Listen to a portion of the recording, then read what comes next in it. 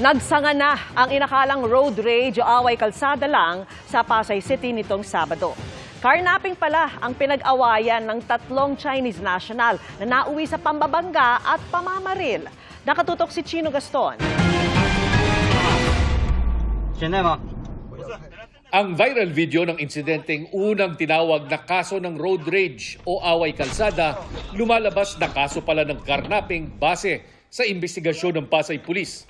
Nito raw Sabado natunto ng Chinese national ang tumangay sa kanyang ibinibentang luxury sedan na isa ring Chinese national. Ito ay kaso ng isang carnapping. No, yung BMW yung pala kinarnap ng certain din na Chinese. Kita nila yung BMW kaya sinusundan pan reaching doon sa Buendia. Binunggo nga nitong Honda Odyssey yung BMW at doon nga nagkaroon na trigger yung yung occupant nitong BMW bumaba at pinutukan itong Honda Odyssey. Kasama ang kanyang driver bodyguard, binuntutan ang suspect hanggang makarating sa isang bahagi ng Rojas Boulevard sa Pasay. Hinala ng mga pulis, sadyang binangga ng may-ari ang kotse para patigilin ito. Dito na narinig ang sunod-sunod na putok ng baril.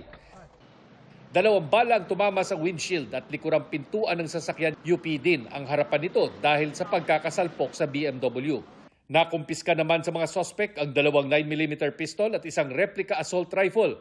Nakapiit ang 3 sa Pasay PNP Detention Center at na-inquest na kanina kaugnay ng insidente. Kinasuhan na natin sila, na-file na natin, na-inquest na natin kahapon yung violation doon sa ating RA 10591 sa carnapping, sa bladed weapon. Meron din tayong alarms and scandal. Meron din tayong reckless imprudence resulting in damage to property. Ang isa pang sakay ng kotse nang mangyari ang pamamaril nahuli sa Parañaque ng gabi ding yun. Sinusubukan namin silang hinga ng pahayag pero ang driver itinanggi na gumanti siya ng putok nang sila'y pinagbabaril. Bibilhin sana yung BMW sa kanya, parang tinest drive tapos hindi na binalik. Opo. Ano yun sir, binaril din kayo? Binaril po kami. Binaril po kami. Kaya gumanti kayo?